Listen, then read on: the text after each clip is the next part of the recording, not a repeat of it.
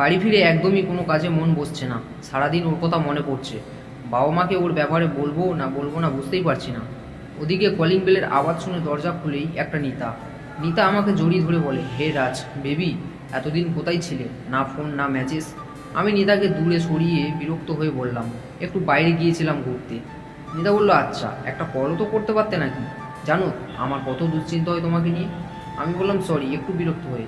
নিতা বলল, যাকে ছাড়, আমি যার জন্য এসেছিলাম। ব্যাগ থেকে একটা আংটি বের করে আমার সামনে এসে বলে, আই লাভ ইউ রাজ। আমি বিরক্ত হয়ে বললাম, নিতা, আমি শুধু তোমাকে নিজের বন্ধু ছাড়া আর কিছুই ভাবি না। আমার মনে তোমার জন্য এরকম কোনো ফিলিংসই নেই। প্লিজ পারলে ক্ষমা করো। নিতা অবাক দৃষ্টিতে তাকিয়ে বলে, রাজ, এসব তুমি কি বলছো? সত্যি তোমার মনে আমার জন্য কোনো ফিলিংসই নেই? তাহলে কলেজে এত মেয়ে থাকতে আমার কাছে কেন আসতে বলো? আমি বললাম, কারণ আমি তোমাকে আমার একটা ভালো বন্ধু ভাবতাম, তার বেশি আর কিছু না। আমি জানতাম না যে তুমি এই ধারণা একটা। ছি। পাগলের মতো করে আমাকে জড়িয়ে ধরে আমার ঠোঁটে ঠোঁট লাগিয়ে কিস করতে লাগলো। আমি জোর করে তাকে ঠেলে ফেলে দিয়ে এক চর কষিয়ে বললাম, আমি বললাম, ছি নিতা, ছি, এটা তোমার থেকে আশা করিনি। তুমি এতটা নিচে নামতে পারে। বলে বাড়ি থেকে বেরিয়ে গেলাম। আজকের মনটা ভীষণ খারাপ লাগছে, তাই মায়ের কাছে গিয়ে মায়ের পাশে বসলাম। মা বিছানা বসেই বই পড়ছিল। আমাকে দেখে বলল, আরে বাবু, তুই, কি হয়েছে, মন খারাপ? আমি বললাম, মা একটা কথা বলার ছিল। মা বলল, বল না বাবা, কি কথা? আমি বললাম, আচ্ছা মা, তোমার আর বাবার তো লাভ ম্যারেজ, তাহলে তোমরা আলাদা হয়ে গেলে কেন? তোমরা তো একে অপরকে খুব ভালোবাসতে, তাই না? তাহলে এমন কি হলো যে তোমাদের এত বড় পদক্ষেপ নিতে হলো? নাকি লাভ ম্যারেজ সত্যি?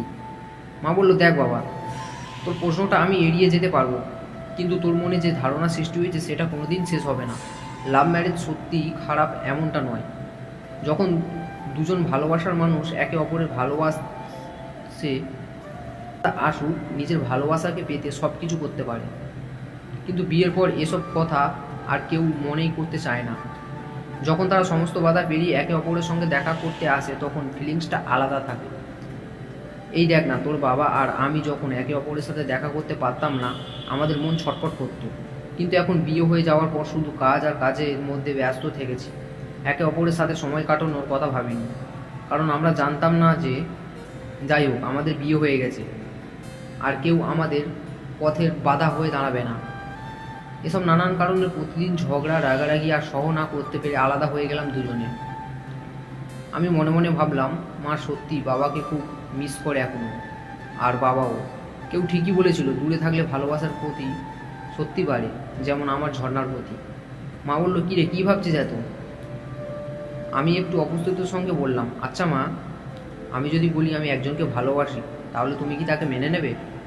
মা মুচকি হেসে বলল, আচ্ছা, মেয়েটা কে শুনি? আমি একটু লাজুক হেসে বললাম, মা, ওই বেড়াতে যাওয়ার সময় ওর সাথে দেখা, ওর নাম ঝর্ণা। মা বলল, কবে বিয়ে করছিস বল?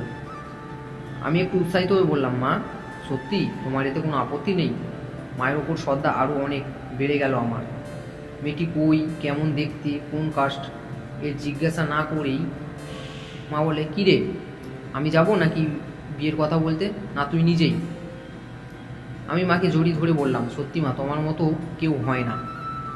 মা বলল, আরে ছাড়, এখন কলেজ ছুটি, তাই যা, একদিনেই মধ্যে যেন বৌমার মুখ আমি দেখি। রেজিস্ট্রি করে নে, বিয়েটা না হয় পরে। আমি বললাম, ও মা, থ্যাঙ্কস। মা বলে, দেরি করিস না। আর হ্যাঁ, বলছি, তোর বাবাকে এসব ব্যাপারে বলেছিস? আমি বললাম, হ্যাঁ মা, তুমি চিন্তা করো না, আমি এখনই যাই। মা বলল, যাই বলতে নেই, বল আসি। বেরিয়ে পড়লাম নিজের বাইককে নিয়ে ঝর্ণাকে আনতে। প্রায় 1-2 সপ্তাহ পর ওর সাথে আমার দেখা হবে, খুব আনন্দ হচ্ছে। এখন তো এই রাস্তায় অনেক দূর বলে মনে হচ্ছে আজ আমি আমার ভালোবাসার মানুষটিকে পাবো। ওদের গ্রামে ঢুকতেই দেখি চারিদিকে বেশ সাজানো, আলো চারিদিকে, মনে হচ্ছে কোনো অনুষ্ঠান হচ্ছে। শুনলাম বিয়ে আছে। আমিও উৎসাহিত হয়ে তাদের বিয়ে দেখতে গেলাম। তখন সিঁদুরদান হবে, পকেট থেকে মোবাইল বের করে ক্যামেরা করতে লাগলাম। দেখতে পেলাম ঝর্ণার মুখ। আমি তাড়াতাড়ি মোবাইলটা ফেলে দিয়ে ঝর্ণা বলে চিৎকার করলাম, ঝর্ণা। ও আমার আওয়াজ ঠিক শুনতে পেয়েছিল, কিন্তু ও কোনো কথা বলেনি। শুধু ওর চোখ দুটো প্রমাণ করছিল যে আমাকে ভালোবাসে।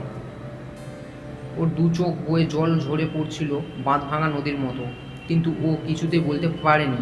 দৌড়ে আসতে চেয়েছিল আমার দিকে, কিন্তু ওরা কেউ আসতে দেয়নি আমার কাছে। চোখ খুলতেই দেখি আমি বিছানায় শুয়ে, আর আমার পাশে বাবা মা আর বন্ধুরা। আমি উঠতেই ঝর্ণার খোঁজ করতে থাকি। ঘরে উপস্থিত সবার মুখ চাওয়াচাওয়ি করতে থাকে, কেউ কিছু বলতে চাইছে না। তখন আমি মাকে জিজ্ঞাসা করলাম, মা, তোমরা সবাই চুপ করে আছো কেন? কেউ তো কিছু বলো। মা, তুমি বলো ঝর্ণা কোথায়?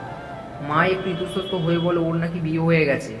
এটা শোনা মাত্র যেন বুকের এক পাশে একটু যন্ত্রণা অনুভব হলো।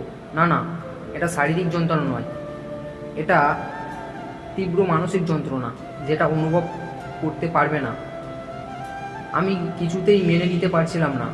সবাই আমাকে বোঝাতে থাকে ও আর ফিরে আসবে না আমার কাছে, ও এখন অন্য কারো হয়ে গেছে। কিন্তু আমি কেন কিছুতেই বিশ্বাস করতে পারছি না যে এরকম কিছুতেই হতে পারে না।